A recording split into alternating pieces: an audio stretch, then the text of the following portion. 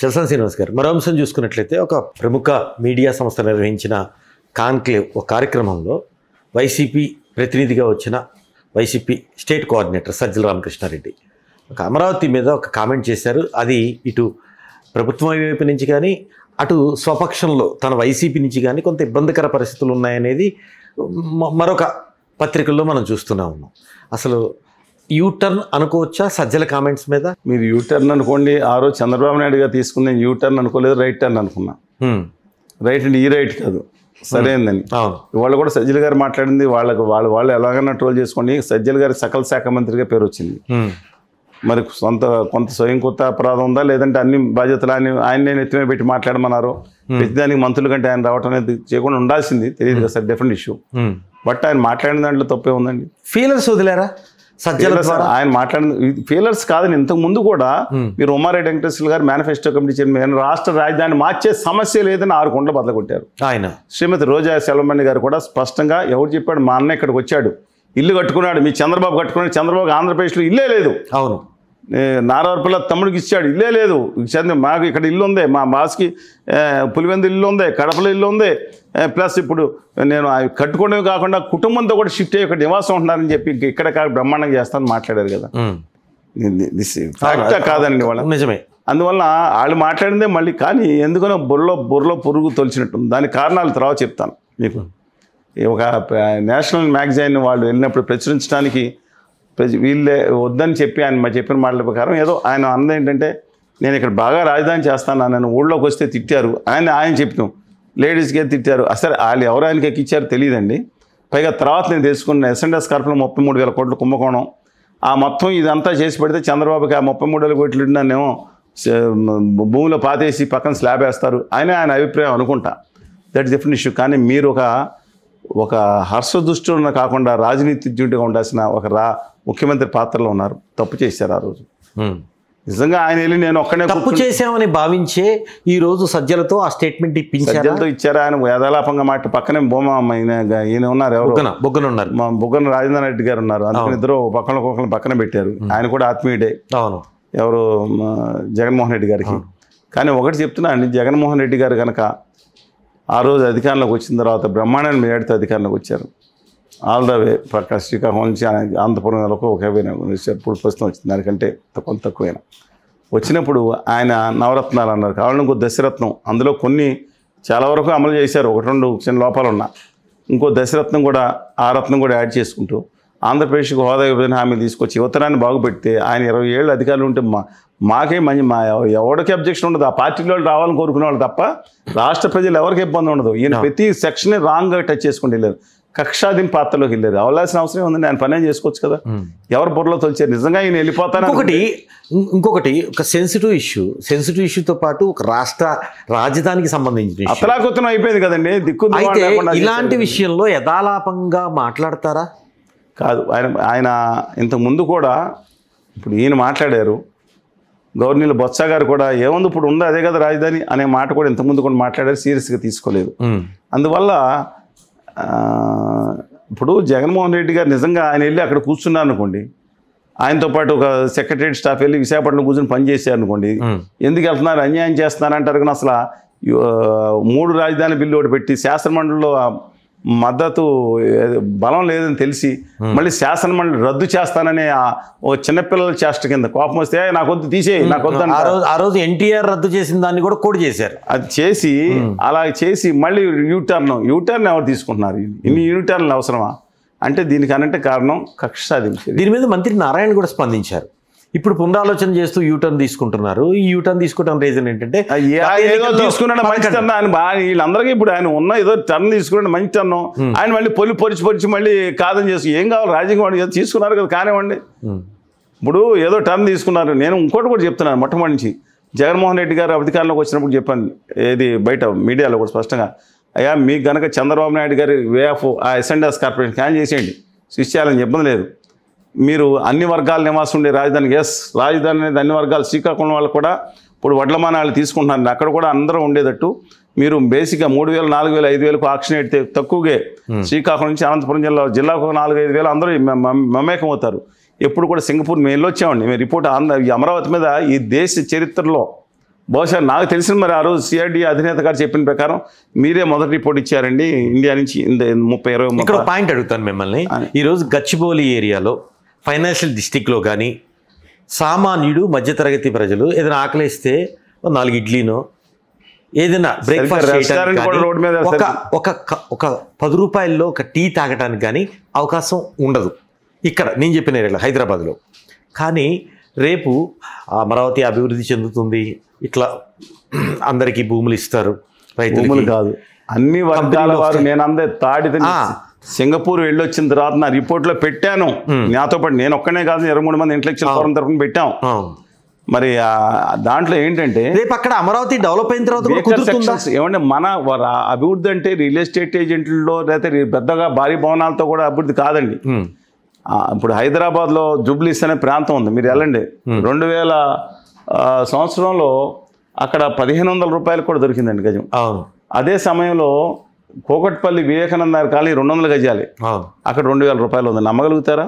సత్యం. ఎందుకని మధ్యతరగతి వాళ్ళు చిన్న చిన్నవి తీసుకుంటే ఏదన్నా కానీ ఈ మనం ఎక్కడన్నా సరే అందరి అభివృద్ధి మన అభివృద్ధిగా భావించాలి. అందువలన సింగపూర్ అదే చెప్తున్నా, సింగపూర్లో ఎకనామికలీ వీకర్ సెక్షన్స్ అని సెపరేట్గా ప్రాయోజిక ఉంది. అలాగే ఇక్కడ కూడా ఖచ్చితంగా ఆ క్లాస్ ఉండాలి, అన్ని వర్గాలు ఉండాలి, ఉపాధికి ఉండాలి. లేదు కాలేజీలు పెట్టాను కదా, ఉపాధి కేంద్రం ఉంటే బ్రాండిక్స్ ఫ్యాక్టరీ ఒకటి పెట్టాలి. మిడిల్ క్లాస్ వాళ్ళు 20,000, 25,000, 30,000, 40,000 పనిచేసేవాడు కూడా ఒక 5,000 మంది పనిచేస్తాను కూడా. దాంట్లో ఉపాధి జనరేట్ అవుతుంది, మనుషులు కనపడతా ఉంటారు. ఎప్పుడు ఆకాశ శర్మల్లోనే అయిపోతుందండి, ఎందుకు బేస్గా చేస్తున్నారు. ఇంకోటి కూడా జగన్మోహన్ రెడ్డి గారు చేయాల్సింది ఏంటి, నిజంగా ఈయన 60-70 ఫ్లోర్లకు అర్థమే కాదు చంద్రబాబు నాయుడుకి ఎవరు అడ్వైజ్ ఇస్తున్నారు ఆయన. ఇవాళ సింగపూర్ అంటారు, సింగపూర్ ఉన్నది 590 కిలోమీటర్లు, సబ్జెక్టు కరెక్షన్ 93 అంటారు ఎవరున్నా మీద. అందువల్ల ఉంటే దాన్ని రిక్లైమ్ చేశారు. నేను వెళ్ళొచ్చానండి, అక్కడ ఆఫీస్ కూడా ఉండే. అక్కడ సింగపూర్లో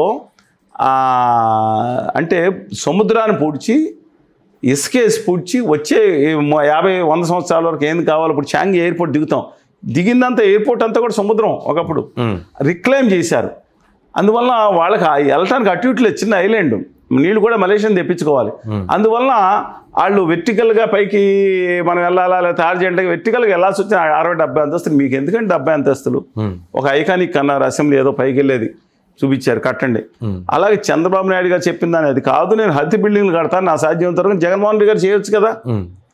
ఓకే అభివృద్ధి. అందుకని ఆ రోజు నుంచి ఒకటే చెప్తున్నాం, అమరావతిని అన్ని వర్గాలు నివాసం ఉండే ఉపాధి అన్ని వర్గాలు నివాసం ఉండటానికి ఆమోదయోగ్యంగా ఉపాధి కల్పన కేంద్రంగా కూడా, సామాన్య ఉపాధి కల్పన కేంద్రం కూడా, ఓన్లీ రియల్ ఎస్టేట్ కాదు కూడా ఒక మంచి రాజధానిగా హరిత అంటే గ్రీన్ రాజధాని కింద, ఆధునిక రాజధాని కింద చేస్తూ సమాంతరంగా ఇచ్చాపురం నుంచి హిందూపురం వరకు అభివృద్ధి చేయమని. నా మాటలు ఎప్పుడు తేడా ఉందా? కానీ చంద్రబాబు నాయుడు గారు పక్కనే వాళ్ళ ఈ పక్క సీట్ వేసి పక్కన కూర్చోబెట్టుకుని ఆయన, ఈ పక్కన కూర్చోబెట్టుకుని ఆయన ఎమ్మెల్యే సీట్లు ఇచ్చిన వాళ్ళు, ఇంకా ఉన్నాళ్ళు అందరూ కూడా, వీళ్ళందరూ అమరావతి మీద విషం కక్కలేదు. ఆ రోజు నేను లోపాలుంటే సరి చేసుకోవడానికి మాట్లాడి ఎవడ రాజధాని అనే పుస్తకావిష్కరణ చేసింది ఎవరండి? అడ్డమైన రాతలు రాసి పెడితే నెత్తి మీద పెట్టుకుని అక్కడికి వెళ్ళిపోయి విశాఖపట్నం వెళ్ళి మీ వరకు రాజధాని అదే, నాకు మాత్రం ఇదే, నా కర్నూలు రాజధాని ఇది, అది ఎవరికి కావాలి, చంద్రం రాజధాని తిప్పి నానా గొడవ చేసి వర్గాల రాజధాని పెట్టి గొడవ చేసింది ఎవరో? మేమా? మామే ట్రోల్ చేస్తున్నారు బ్యాచ్లో.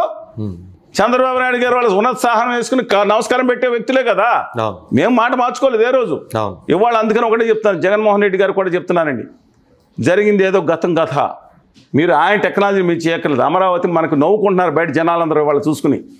అమరావతిని అద్భుతమైన, నేను దాకా చెప్పినారు, ఒకవేళ మీరు సమర్థించండి వాళ్ళు చేస్తే, మీ పార్టీ వాళ్ళు అమరావతిలో నీళ్ళు వస్తేనే ఇంక ప్రపంచంలో ఏ సమస్య లేదు, ప్రత్యేక హోదా లేదు, విభజన హామీ లేదు, రాయితీలు లేవు, లేదు గుజరాతీ గద్దలు తనుకెళ్ళిపోయింది, దాని గురించి మాట్లాడట్లేదు. మీరు మాట్లాడితే ఎక్కడో తీసుకొచ్చి ఆ పక్కనున్న అమరావతి ధాన్య కట్టకం దగ్గర బుద్ధుడి విగ్రహం ఫోటోలు తీసుకొచ్చి, లేకపోతే ఇక్కడ రోడ్లు నీళ్లు వస్తాయి రావా? మీరు హైదరాబాద్ వెళ్ళి చూడండి, లేకపోతే చెన్నై వెళ్ళి చూడండి, ఢిల్లీ వెళ్ళి చూడండి, సౌదీ అరేబియా వెళ్ళి చూడండి. మీకు మహానుభావుడు మీకు చెప్తున్నాను, ఎన్ని వరద, అది అంటే వరదలు రావాలి కాదు, 11 లక్షల క్యూసెక్లు వస్తే ఒక్క ఊరు మునగలేదండి 29 గ్రామాల్లో. ఏది పక్కన కృష్ణానదిలో వస్తే కదా కాంటూ నీళ్లు ఉంటాయి. మొన్న హైవే వేసారు, బైపాస్, వెస్టర్న్ బైపాస్ చేయడం వల్ల కొంచెం ఇబ్బంది జరిగింది. ఏది వాళ్ళు పూర్తి చేయడం వల్ల, నేషనల్ హైవే అథారిటీస్ వేయడం వల్ల వాగులో కొన్ని నీళ్లు ఉన్నాయి, కొన్ని రోడ్లు ఆగినాయి. ఏదైనా ఒక్క ఊరు మునిగిందా? ఎందుకని దాన్ని ట్రోల్ చేస్తారు? మీ బ్యాచ్ ఎందుకు ట్రోల్ చేస్తున్నారు? దాంట్లో లోపాలు ఉంటే నిలదీద్దాం. కానీ ఒక ఆంధ్రప్రదేశ్కి ఒక రాజధాని మాత్రం దయచేసి అడ్డుకోవద్దు. సమాంతరంగా మిగతా ప్రాంతాలు ఇప్పుడు ఆర్థిక రాజధానిగా చంద్రబాబు నాయుడు చెప్పారు విశాఖపట్నం అని. అలాగే ఇండస్ట్రియల్ మిగతా హబ్గా శ్రీ సిటీని కానీ మిగతా చోట్ల కానీ లేదంటే సోలార్ కింద ఓరకల్లు అంటే కడప కర్నూలులో కూడా కేంద్ర ప్రభుత్వం కూడా ఇది ఇచ్చిందండి. కారిడార్స్లో డెవలప్ చేస్తూ ఉంది. చేద్దాం, అన్నీ కలిపి చేద్దాం. అన్నీ చేస్తేనే ఆంధ్రప్రదేశ్ బయట నవ్వుకునే పరిస్థితి కూడా ఇవాళ లేకుండా ఉంటుంది. అందుకని my humble request the honourable chief minister of Andhra Pradesh and the honourable opposition leader దో అఫీషియల్గా లేకపోయినా 40% ఓట్లు వచ్చిన ఎలా కాదంటామండి. మీ ఇద్దరికి విజ్ఞప్తి చేస్తాను, మీరు ఆర్య సనాతనవాది అదానీ గారి బ్యాచ్లకి కాళ్ళు మొక్కే బదులు మీరు ఆత్మగౌరవం మీ ఇద్దరు కలిసి కూర్చోండి. ప్రజలు మిమ్మల్ని వ్యతిరేకించరు. మీరు మిమ్మల్ని కర్రిచ్చి ఆళ్ళకు కర్రిచ్చి కొట్టుకుని ఇద్దరు కలిసి పాహిమాం గురు గుజరాతీ పాదుషాల నమస్కారం అని ఢిల్లీ పాదుషాల దగ్గర తాకట్టు పెట్టే పరిస్థితి, ఆ గుజరాతీ వ్యాపారుల దగ్గర తాకట్టు పరిస్థితి. ఈ విషయంలో తమిళనాడుతో ద్రావిడ సోదరులకు సాల్యూట్. ఈ విషయంలో తమిళనాడు కంటే మనం వెనకబడ్డామా? వెనకబడతాం ఏంటండి వాళ్ళు తమిళనాడు వాళ్ళు ఎంత జయలలిత గారిని ఆ దురయ్య వస్త్రాపహరణం చేసినట్టు అసెంబ్లీలో చేస్తే ఆడు 3 అని చెప్పి ప్రతిజ్ఞ చేసి ముఖ్యమంత్రికి అడుగు పెట్టింది. అట్లాంటిది ఆయన పంచి కూడా సర్దుకోకుండా లాగిపడే అంత వ్యక్తిగతంగా అంత గొడవలు జరిగినా సరే కావేరీ ఇష్యూలో కానీ రాష్ట్ర జల్లికట్టు కానీ ఏ ఇష్యూలో అన్నా సరే వాళ్ళందరూ ఒకటవుతారు. కానీ మందేంటంటే రాష్ట్రం పోయినా పర్వాలేదు ఆడిపోవాల్సిందే, నాకు రాష్ట్రం కన్ను పోయినా పర్వాలేదు 2 కళ్ళు పక్కన ఎక్కడి పోవాలి అనే బాధ. దాన్ని ఎందుకు తీసుకెళ్తున్నారండి మీరు? ఎవరికి నష్టం అండి? నా భారత రాష్ట్ర భావితరాలకు నష్టం అండి. మీరు విభజన హామీలు దీని గురించి కాడి పక్కన పడేసి ఆడు దొంగ, ఆడి భార్య దొంగ, లేకపోతే వీళ్ళు 4 పెళ్లి చేసుకుని ఎవరికి కావాలండి? ఆ 4 పెళ్లి 3 పెళ్లి చేసుకుంటే సమాజానికి వాళ్ళ భార్యలకు అభ్యంతరం ఉండాలి. మీకేంటి అభ్యంతరం నాకు అర్థం కాదు. కళ్యాణ్ బాబు గారిని ట్రోల్ చేయడం తప్పితే ఇంకో పని లేదా? ఆయన ఆర్య సనాతనవాది, ఆయన మార్చుకున్నారు. హోదా విభజన మీరు గండ కొట్టేశారు, పోలవరాన్ని గండ కొట్టేశారు, విశాఖ ఉక్కు కర్మాగారాన్ని నాశనం చేసి దాంట్లో భాగం అవుతున్నారు అనే ఆధారాలు ఉంటే మాట్లాడదాం, దాని గురించి మాట్లాడదాం. కానీ ఆయన వ్యక్తిగత విషయాలు ఇది ఎందుకంటే నాకు అర్థం కాదు. మీరందరూ విశాఖ ఉక్కు దగ్గర నుంచి పోలవరం పాటి దగ్గర నుంచి అన్నిటికంటే ముఖ్యమైన 10 నుంచి 15 లక్షల యువతకి దెబ్బ కొడతా, మీలో మీరు కొట్టుకునే విధంతో రక్తి కట్టిస్తా నాటకాన్ని అందరూ వెళ్ళి గుజరాతీ పాఠశాల దగ్గర ఆ పెద్దల దగ్గర పాహిమా అంటున్నారు. అనొద్దు. తెలుగు జాతి ఆత్మగా నిలబెట్టుకోండి. మీరు అమరావతి ఒక మనకి ప్రైడ్గా ఉండాల్సిందే. లోపాలుంటే సవరించుకుందాం. అలాగే పోలవరం ఖచ్చితంగా, దాంతోపాటు విశాఖ ఉక్కు తెలుగు జాతి హక్కు దాన్ని నిలబెట్టుకుందాం. అంతే తప్ప వెళ్ళి చీటింగ్ మాటికి అదానీ గారు గొప్పాడు, మా అదానీ గారు మా జీవి కృష్ణారెడ్డి గారిని వేసాడు చూసావా, జీవి ఎయిర్పోర్ట్ తీసేసుకున్నాడు, మన సోమభూపాల్ గారు ఎయిర్పోర్ట్, సోమభూపాల్ గారు గద్వాల రాజయ్య గారిది కూడా అండి. అది వాటా ఉంది అంటే జీవికి రెడ్డి గారు వియ్యంకుడు ఆయన, గద్వాల మహబూబ్ నగర్ ఆయన. అలాగే పెన్నా ప్రతాప్ రెడ్డి గారు 6 లాగేసుకొని చూసావా, మా మోడీ గారి మనిషి, మా డివిఎస్ రాజు గారు గొంగపవరం పోర్టు లాగేసాడు చూసావా, స్టేట్ గవర్నమెంట్ కూడా మా బాస్ ఎలా లాగేసాడు చూసావా, ఎవరో అండి విశ్వేశ్వరరావు గారిది కృష్ణపట్నం పోర్టు సీజన్ కూడా మా అదానీ గారు మా మోడీ గారు బ్యాచ్ భలే చూసారా. ఇంకోటి కూడా ఉంది ఏదో జిఎంఆర్ గారి పవర్ పాయింట్స్, మధు గారి పవర్ పాయింట్ భలే లాగేసారు చూసా. ఈ బంద్ చేసుకుంటా బంద్ చేసుకుంటే గుజరాతీలో పాటలు పాడుకోండి. ఈ బ్యాచ్ ఆంధ్రుల ఆత్మగౌరవాన్ని, తెలుగు జాతి ఆత్మగౌరవాన్ని ఢిల్లీలో తాకట్టు పెడతాం, మానేయమని చెప్పి కోరుతా ఉన్నాను. హలో, తెలుగు రాజ్యం ఛానల్ చూస్తున్నారా? సామాజిక రాజకీయ జీవన చిత్రణే తెలుగు రాజ్యం. అతిశయోక్తులు అసత్యాలు ఉండవు. రాజకీయ కోణం కాదు, ప్రజా కోణమే కొలబద్ద. తెలుగు రాజ్యం వీక్షణ మీ ఉత్తమ అభిరుచికి నిదర్శనం.